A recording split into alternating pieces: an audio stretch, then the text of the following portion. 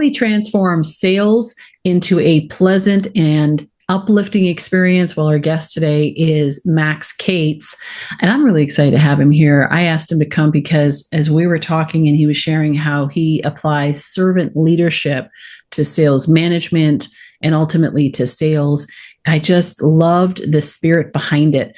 And his mission is to remove toxicity from sales. He has 37 years of successful sales leadership experience. He's an award-winning author, nationally recognized sales leader. His book, which is has a revised title, is called The 4 Steps to Supercharged Sales Teams. And if you are a sales manager, or if you are in sales, if you own a business, that would be you, then I would encourage you to get a copy of this book because it is really, really good. It is in depth. It's like 265 pages. It is in depth in terms of how to build effective sales teams based on servant leadership principles. It's really powerful and practical.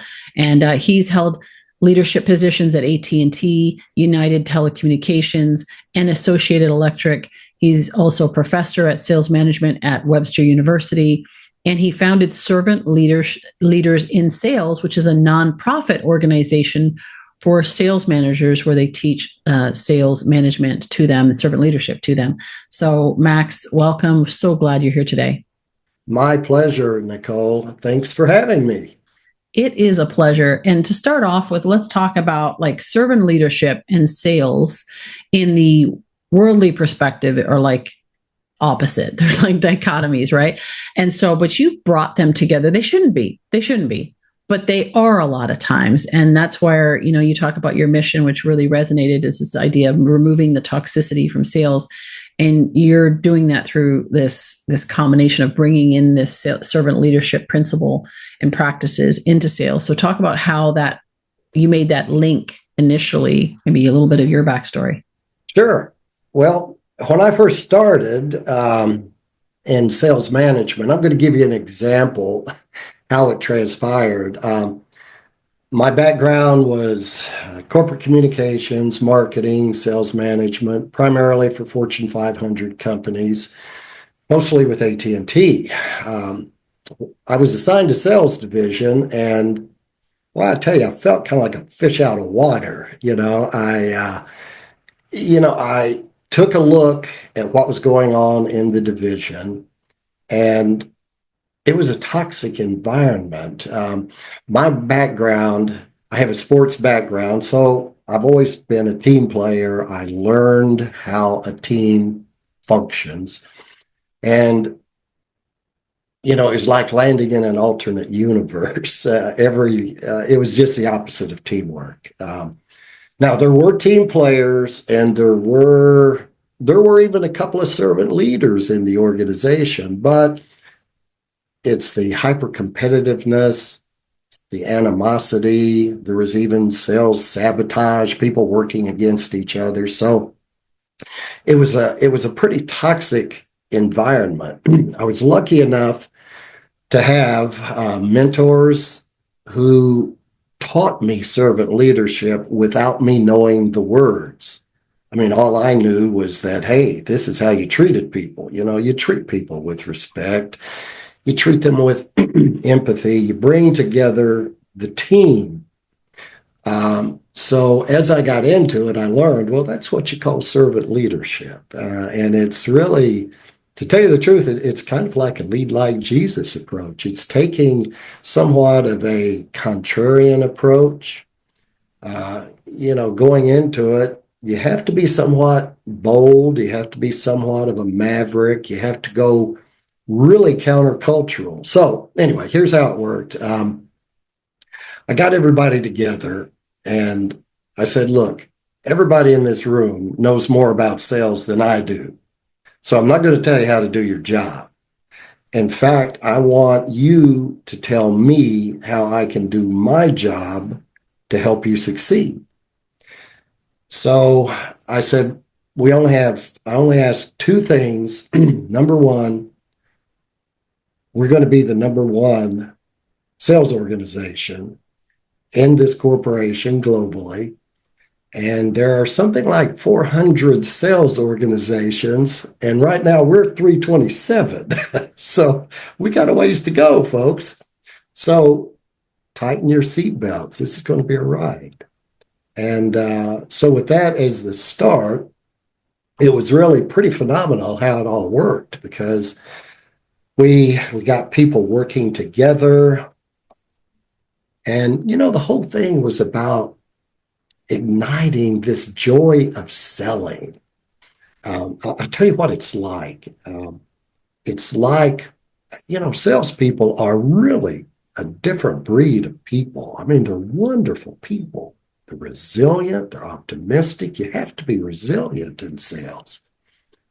Uh, they're very stress resistant as well. So it's kind of like you've got you've got a you've got a group of thoroughbreds, racehorses, but to date they had been kept in the stable. So let's work away where we can open the doors of the stable, let them run, let them do, what they love, and what they love is selling. So that was kind of our objective, and things worked very well. I'll tell you, here's what I'll start with. There are 3 words that describe servant leadership in sales. Those 3 words are help others succeed.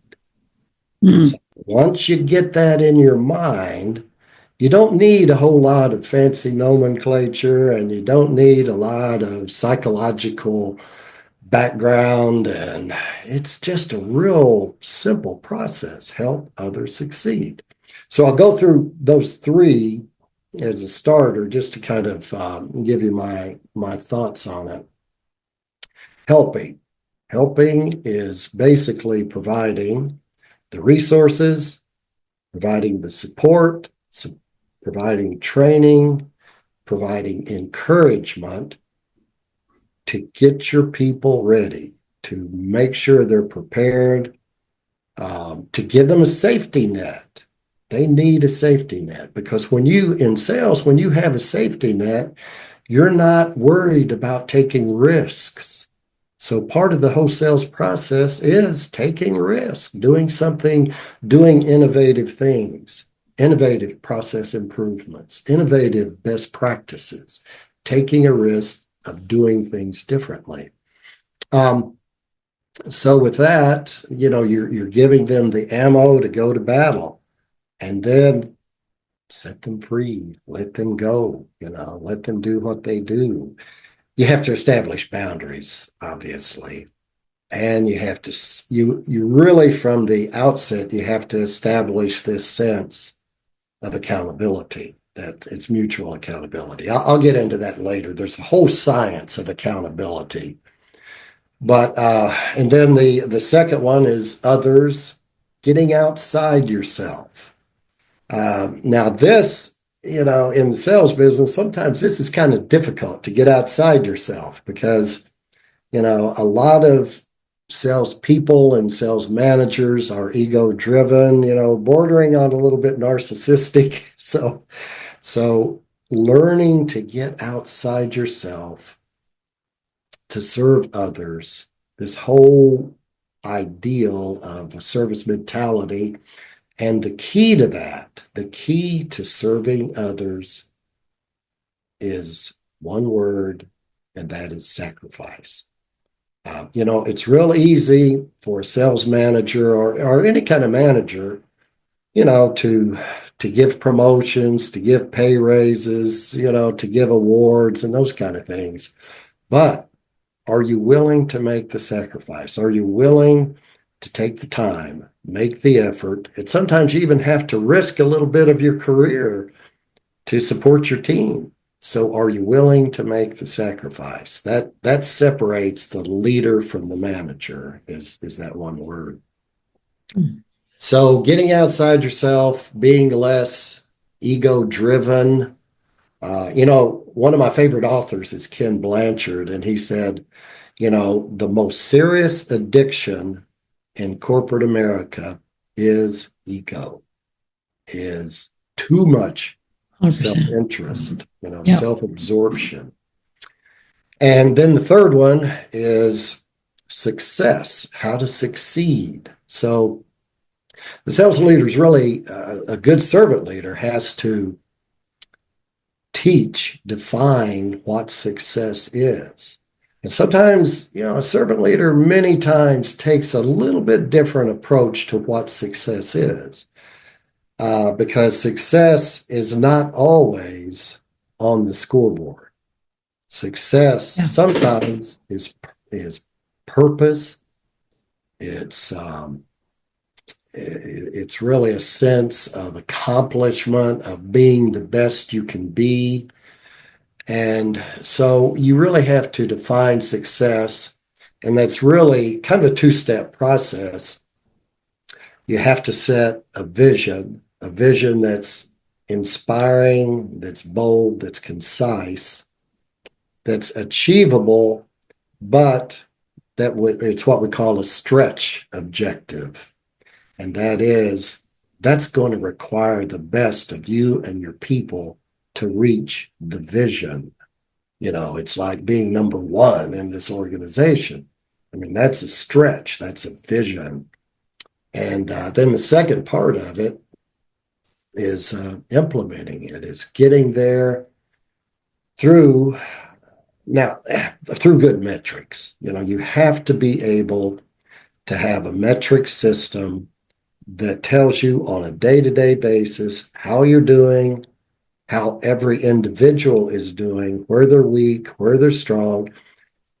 Here's the problem. We have in sales what I often refer to as a metrics addiction. It's not the scoreboard that counts. The scoreboard is not your goals. The scoreboard, the metric system, is a tool. It's a tool that gets you to your goal. And your goal is your vision. It's your purpose. So starting with those three words, help others succeed, that is pretty much the essence of servant leadership. There's a whole lot of complexity in between, but that's where we start. Well, I love it's so simple, and so many people, I mean, as a coach, I've had so many people who said, "Oh, I want to help others. I want to help others." And it's like, how do you want to help others essentially succeed? And I love the practical side of it. So you have the principles and then you have the practices. And I talk a lot about that. I saw that in your book. You talk about the principles and the practices of servant leadership in sales. And so as I was making some notes around some of the things that you were talking about there, I was thinking about how this is opposite of how most sales organizations operate and sales teams, because most of the time you have a salesperson who is looking to be the best individually themselves, to be the best. They want to be the best on the team. There's that competitiveness of not competing as a team, but the perception is I'm competing against you. And if you win, then I lose. And from a sales manager standpoint, I've seen it so often where great salespeople, from the metrics standpoint, those that go out there and hit the numbers, they oftentimes get promoted to sales manager. And that's entirely, even in the world system, is an entirely opposite. It's like it's a different set of skills. When we're talking about servant leadership, however, when you teach that to an organization, there's still a different set of skills to be a leader and a manager and so forth. But they're already developing the understanding of how to do that because they're learning how to work within a team versus going from it's all about me. Oh, now I'm going to be a sales manager and I'm going to help others to be successful. And what often happens is they want to, either it's like you're serving me now, right? And serving my goals, or they jump in and then they want to do it themselves because they're like, you're not doing good enough, or, those types of things that go on. And so it's a really interesting way of looking at it, the simplicity of it. And as I was listening to you, and I know you quoted him in your book too, John Wooden. I had a gentleman on the show a few years back, Lynn Guerin, who worked with John Wooden and is actually continuing on his legacy with his John Wooden course and putting that. And I was kind of feeling that same kind of energy and vibe, the perspective on it that he had, where he didn't focus on winning. He actually never talked about winning. Right. Talk about that. Yeah. Yeah. Beautiful example. Yeah. In fact, I quote two coaches in the book, Bill Walsh, who was a Super Bowl coach, a Super Bowl champ with the San Francisco 49ers, and John Wooden, who is arguably the best college basketball coach of all time. But yeah, John Wooden, his whole thing was don't worry about winning. In fact, he's quoted as saying, nobody has ever heard me tell a team to win.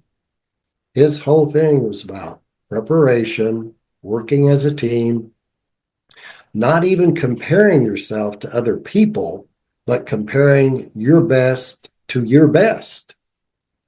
And going in with this sense of intention, this sense of ferocious competitiveness, but you're not so worried about the metrics of the competition.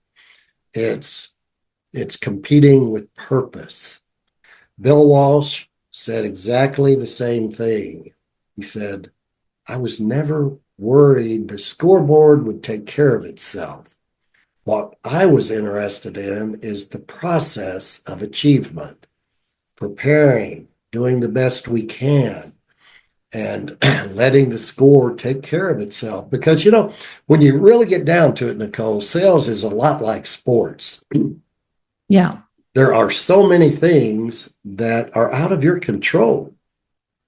You really can't control the competition. You can't control the circumstance.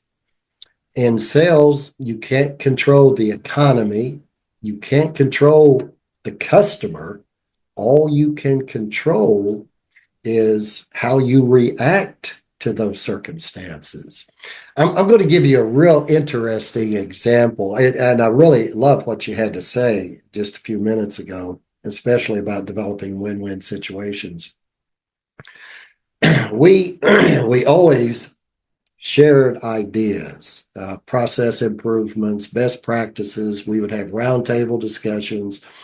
Every rep, and we got to this point where every rep would feel comfortable sitting down, sharing what was working for them, what wasn't working for them.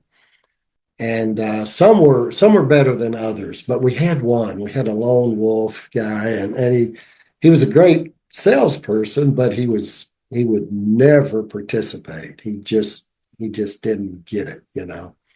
So, our roundtables went on for a couple of months, and this particular rep just pretty much failed to participate. But one day he stood up and he said, we were selling, part of our product line was selling website development. And he stood up and he said, I'm going to tell you guys about a great way to sell websites. And his whole niche was dentists. He had figured out a way to sell websites to dentists productively. And he went through the whole process. Here's how I do it. Here's how they react. And, it was just like A to Z. Here's how to sell websites. And I got to tell you, I was a little surprised until towards the end, he said, now, the reason why I'm telling you this, and he looked around at the whole table and said, is this: when I win Salesperson of the Year, I want to beat you guys at your best. And so it's just like, man, this is a perfect win-win situation. This is what we've been teaching, to beat each other at your best. a rising tide raises all ships. So we're Yeah. in this process of, and this is what you call constructive competition, where you're Yeah. adding to each other. You're A worthy competitor.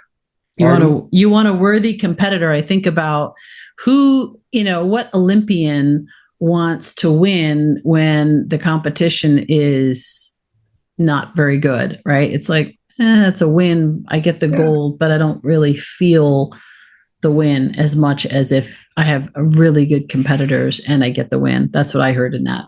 Yes, Yeah. absolutely. Yeah. So that's a real good example. And sometimes, sometimes it really doesn't matter so much as to what your motivation is. It's what is the end result. And the Yeah. end result was building a team atmosphere.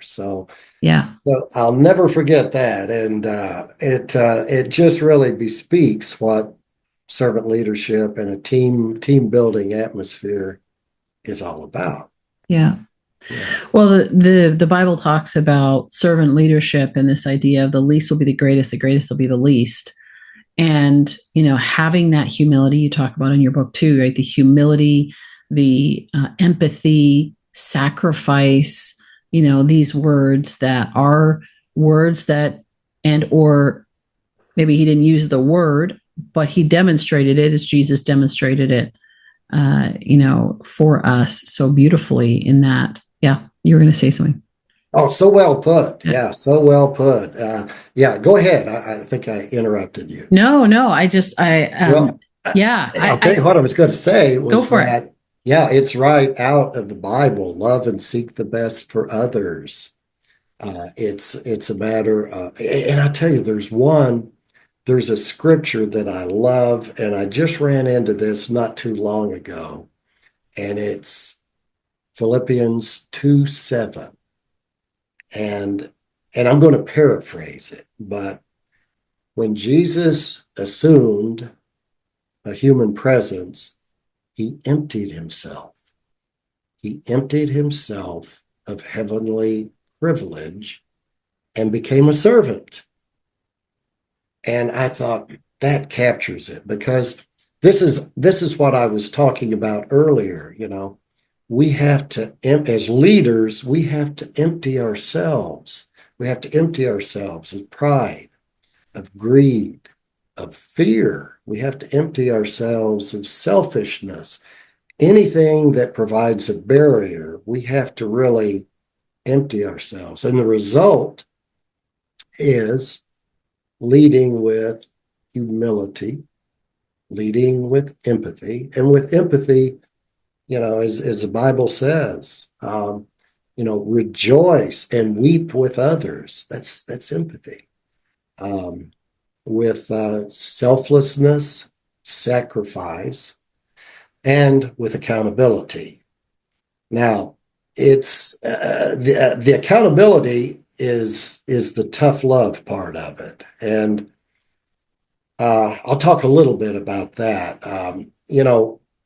We all, as a leader, we have to get used to this concept that we can't be people pleasers. We can't be a best friend manager. We have to lead not from a place of making our people comfortable, but of a place that ensures what's the best for them. What's the best for them to succeed? What's the best for their personal lives? It really all merges, professional, personal, spiritual lives. But so that leads us into this thing about accountability. So I talk about really three-way accountability. One is upward accountability. As a leader, people are accountable to me. But there's also reverse accountability. And as a leader, I'm accountable to my people. And with that, every 6 months, I would always make it a practice to do a reverse assessment. They would assess me on how well I'm doing. Now you got to have a pretty thick skin for that, because you will have detractors, but you'll have a lot of really inspiring and motivational results as well. So, but the key thing is they need to know, your people needs to know that I am a leader, am accountable to them. Yeah. Now, the third one, this is the gold standard, and this is what I call lateral accountability. And that's having the team accountable to each other. Mm-hmm. That is a tough thing, especially in sales, because salespeople are by and large uh,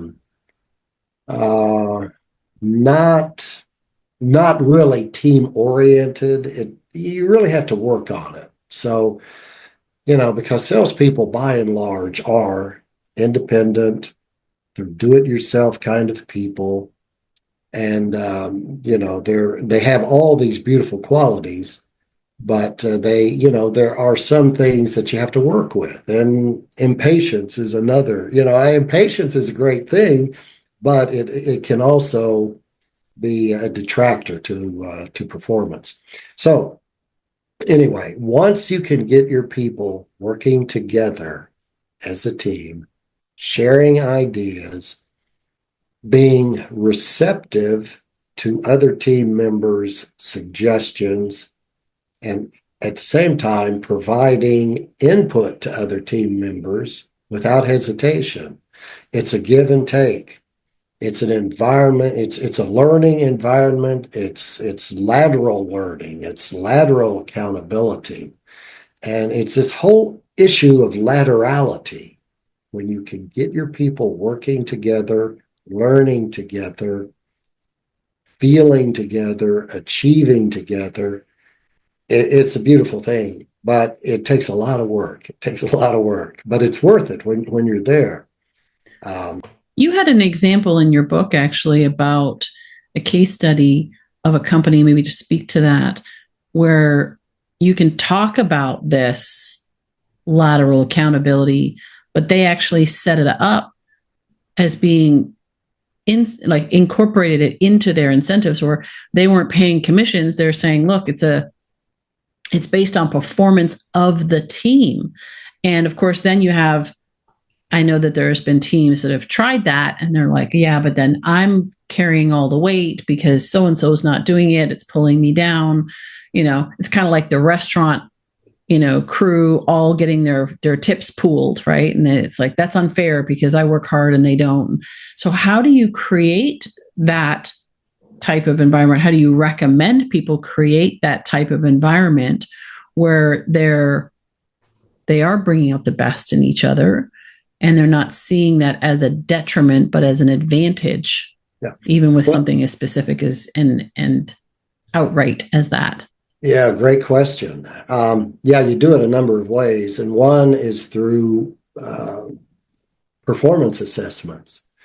Make teamwork part of your assessment tool. When you're assessing your people on however often your assessment picture is, it could be 6 months, it could be every year.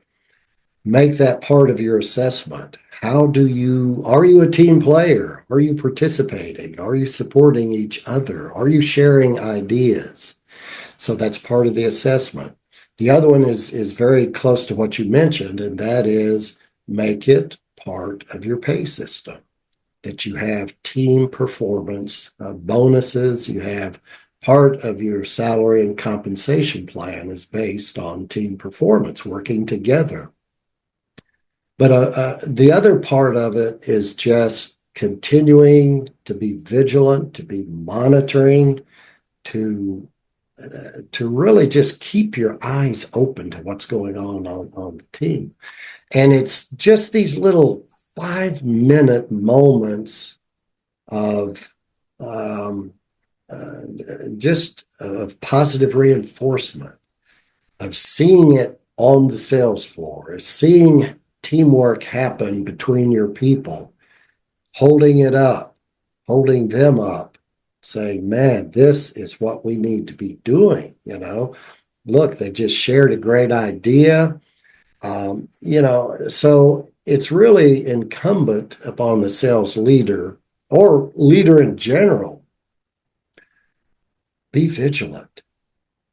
It's really a kind of monitor, watch, reinforce cycle, reinforce positive behavior. And it takes a lot of work, but like I said, when you get there, it's very worthwhile. And people, and I tell you, people love working in a team environment. I Yeah. have seen a lot of lone wolves, the salespeople who are just out there on their own. They don't know anything about teamwork. They've never really experienced it. But I've seen them little by little be a part of a team environment. And it's so liberating because you can come to work and you enjoy. You don't have to worry about people who are backstabbing you or are going to take your accounts or anything like that. You just work it out. It is really what I really like to call a spirit of resolve, a reconciliation. Every Mm. day you go in with this spirit of reconciliation. Through the day, you're going to have differences of opinion. You're going to have a lot of differences in personality and attitude and practice and principles. But it's all about working through that, approaching it with a sense of love and openness and authenticity, and saying, yeah, I respect your opinion. I might not agree, but at the end of the day, you walk out of that conversation as friends. Yeah. You don't have to get into these highly polarizing discussions. And, part of the whole team procedure, the spirit of teamwork, is having this ability to pause, to listen, to accept, and to process. And, once you're processing differences of opinion, things work out, things just resolve themselves. But it's all this spirit of reconciliation that really makes a big, big difference in team building. Mm. So this is so good, and we've primarily been focusing on the building of teams within the sales teams and leadership and so forth. And how does this, as we spend the last few minutes here talking about the sales conversation itself, Mhm. when you're with a prospect, how do you apply these principles into the sales process? So many sales processes are like, you know, the double tie down, close, whatever, blah, blah, blah. And I've never subscribed to that. And, we were talking about that before, about the simplicity of what really we're doing. But talk about that. And I know you have a 3-step process that maybe just unpack that a little bit. Sure, thank you. That too is a great question.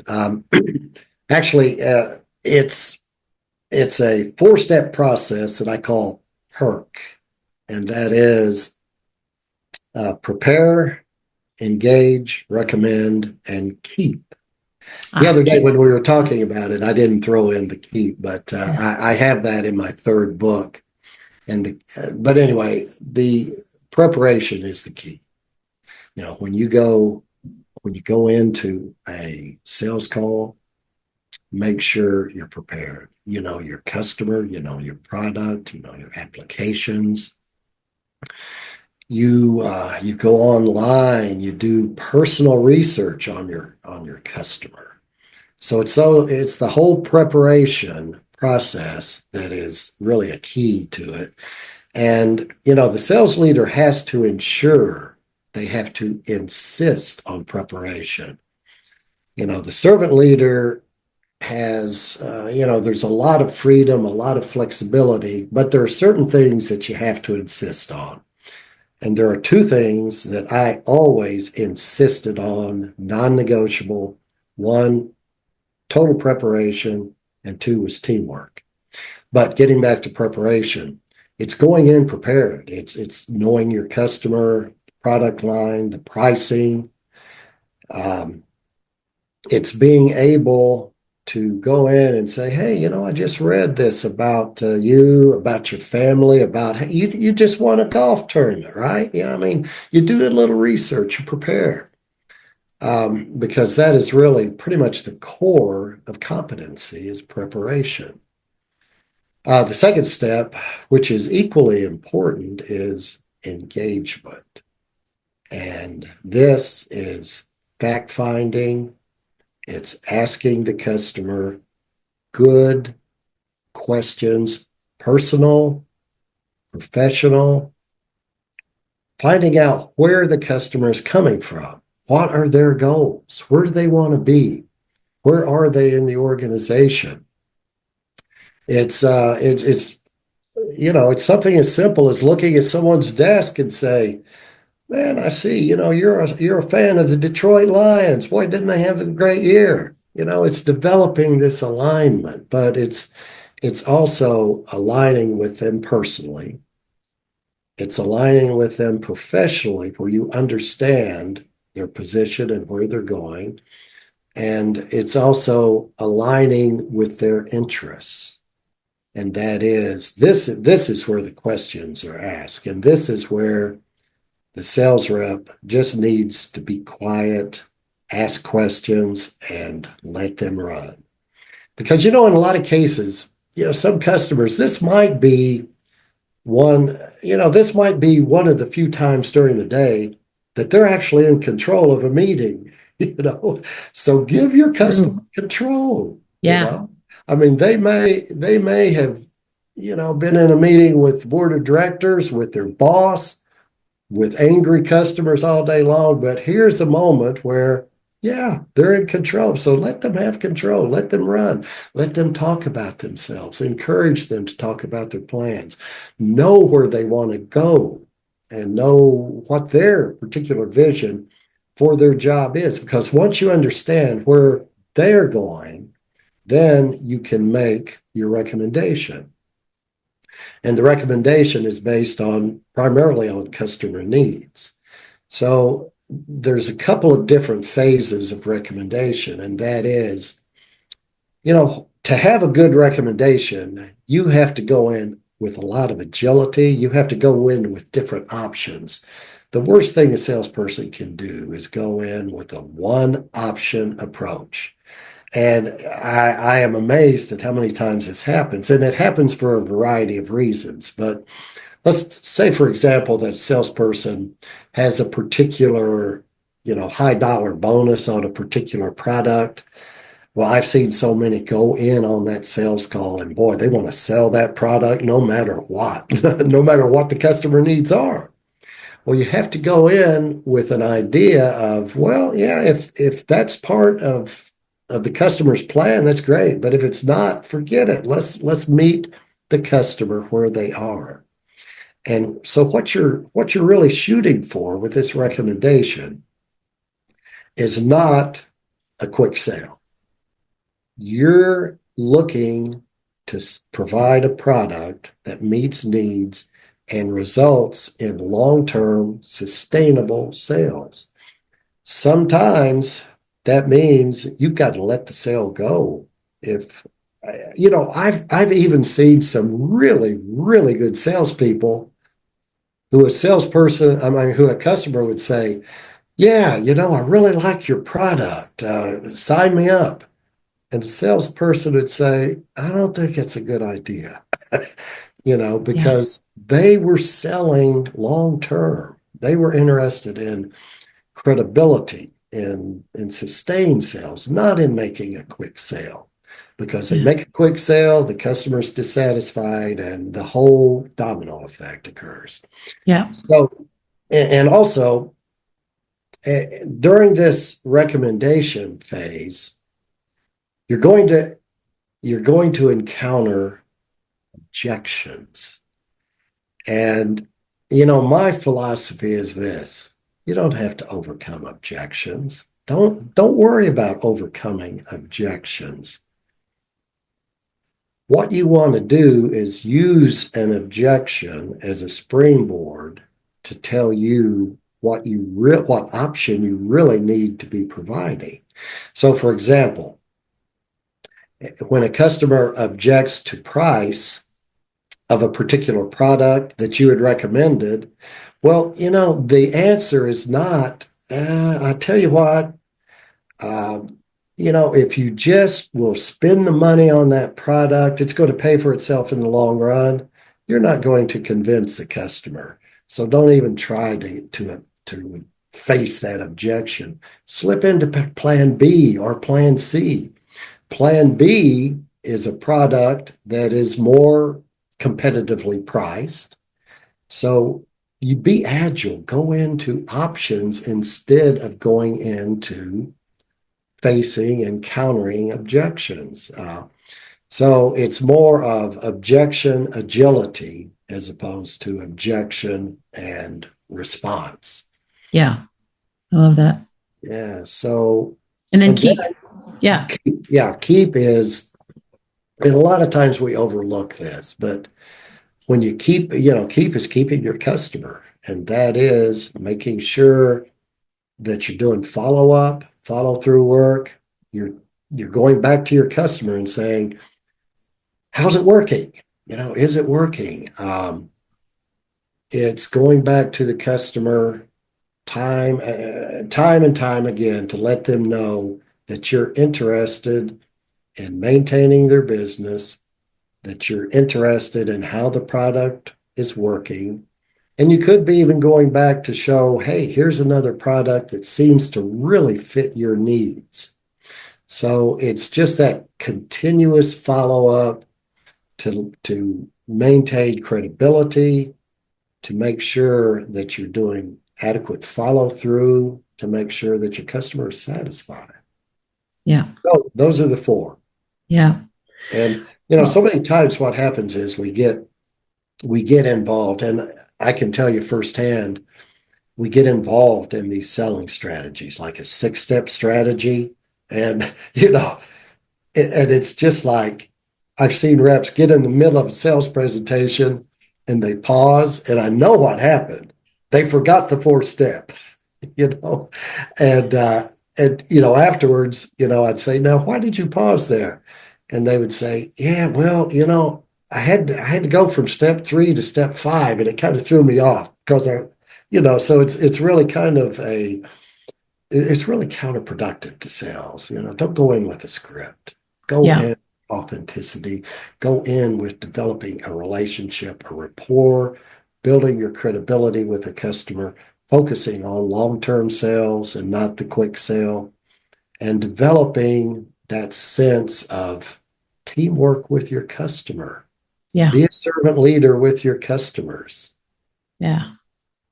Well, I love that. And that just so resonates with the way that I've always approached it. And I know, like, I'm in the coaching industry, and nowadays there are so many coaches in this industry, and you hear even online, I'll get all these people trying to sell me, on coaching, or sell me on their lead generation system to get me coaching clients and all this. And a lot of it is actually trying to fit the customer, whether it be me or, my potential customer, fit them into a box, right? Take them through a bunch of these hoops. And it reminds me of one of the first coaches that I had when I was first launching my business and training and development. I thought I'd hire somebody who has a, similar type of business, and I can learn from them. And he had a 7-step process to sales. And I'm like, well, if I'm having a conversation with them and they're like, want to get started and it's a good fit and all of that on the first one, why do I have to take them through 7 steps exactly. to get to that process? Like, I'm like, why don't we just move forward right here? And because it was like an unconscious competence through my experience in sales, selling everything under the sun, to just shorten that process so that it simplifies the sales cycle. It shortens the sales cycle in many cases, because you are getting to what do they really need versus trying to convince them as to why they need your product. So they end up buying versus you trying to convince them and selling. And it's like this least would be greatest, the same principle. It's like it's flipping it around, and they actually say, no, I really, I'm ready to get started. And then it's a matter of making arrangements and moving forward from there. Right. And this is interesting, Nicole, that there have been studies on successful salespeople. And paradoxically, some of the best salespeople are people who are the humblest, who are the most empathetic, the ones who are able to develop that empathy-driven sales process. Mm-hmm. And it's just like leadership, you take humility, you take empathy, selflessness, sacrifice, accountability, and you weave all those things together, and that's what makes great salespeople. Yeah. A great salesperson is actually lower on the gregarious scale Yeah. than other salespeople. Yeah. Good salespeople are much less gregarious. They're more empathetic, and they're also more humble. They have a tendency to be modest. Mm-hmm. And so this is what I was talking about, where, servant leadership is it's leadership, it's salesmanship, it's really combining, it's merging your spiritual life, your personal life, your professional life. And, one thing that I have learned without a doubt, and it took me a while to learn this, but the same things that make a servant leader successful will also make you successful in all your relationships, in your Yeah. marriage, in your friendships, in all your personal life.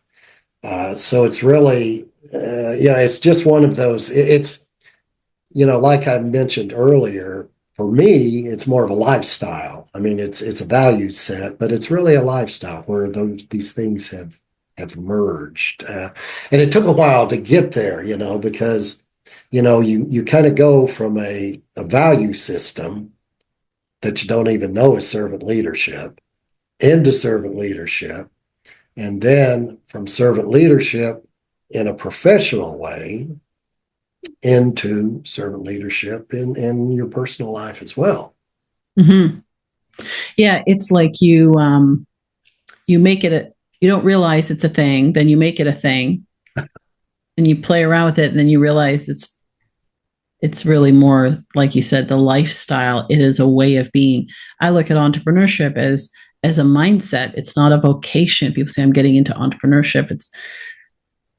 It's not really that you become and get into entrepreneurship. It's you can start a business. That's different, right? You can say I'm going to start a business, but entrepreneurship is a way of being. At least it has been for me, right? It's like it's how I live, it's how I show up in everything. It's just the way. Yes. Servant leadership is just how you show up. And so I love that. Max, there's so much that we could talk about here. And I feel like we can unpack for days on this. We're going to leave it there for now. And I'm going to encourage everyone to go and get a copy of your book. Actually, first of all, go to your website, servantleadersinsales.org, and then go get a copy of your book, 4 Steps to Supercharged Sales Teams, because all of what we've been talking about is in your book and more, and you unpack it in detail and with strategy, principles, practices, all the way through. And so I'm just going to encourage everyone to do that. And again, thank you. This was so good. And I would just even love to finish off if you have any final thoughts, and maybe even just praying for those that are listening, that just, just finishing off in prayer. That'd be great. Okay, will do. Our Heavenly Father, we thank you for this time that we've been able to talk about you, about the way that you are working in us and through us. Help us continue as leaders who are inspiring others, who are bringing others to a sense of being a servant, being humble, being empathetic, being all the things that you tell us to be, and help us just always remember that, one of the key things is to love and seek the best for others. Thank you again, Lord. Lead, guide, and direct us and help us be a blessing to others. In Jesus' blessed name we ask it. Amen. Amen. Max, thank you so much. This has been rich. This has been so rich. And I just love you're just like so low key. It does remind me, actually, when you talk about salespeople salespeople who are humble, less gregarious. One of the best salespeople, a friend of mine that I know, is never has that like high, he's just very steady and stable. And he used to sell computer equipment on the phone. And this is 20 years ago now. And he would sell $250,000, $500,000, $750,000 at one point, dollars worth of sales equipment on the phone, never leave his office per month. And he was just always so just chill. But he understood what we're talking about here. And he was able to reap the rewards. It wasn't so much about the volume of calls. It was about the quality of conversations that he had that made all the difference. And that's what we've been talking about here. So I love that. I love that. So anyway, thank you so much. And thank you for everyone who is listening and or watching. I just pray that this blesses you and just encourage you. Leaders of transformation take action. So take action on something that you've heard. Go get a copy of Max's book. Revisit your sales process. Simplify it down to what does it take for me to make the connection, to prepare, to engage, to recommend, and to keep those clients, to exercise servant leadership in my sales process. And just look at what you're doing. And if you're a manager, look at what you're doing with your teams. There's a better way to do it. So, anyway, I encourage you to do that. We'd love to hear your stories, and you can reach out to us, of course, on leadersoftransformation.com, of course, our website. If you're in the community watching this, you can reach out to us there. We'd love to hear your stories and impact. You can comment below. And we just pray that this be a blessing to you. So have a great day, and we'll look forward to see you next time.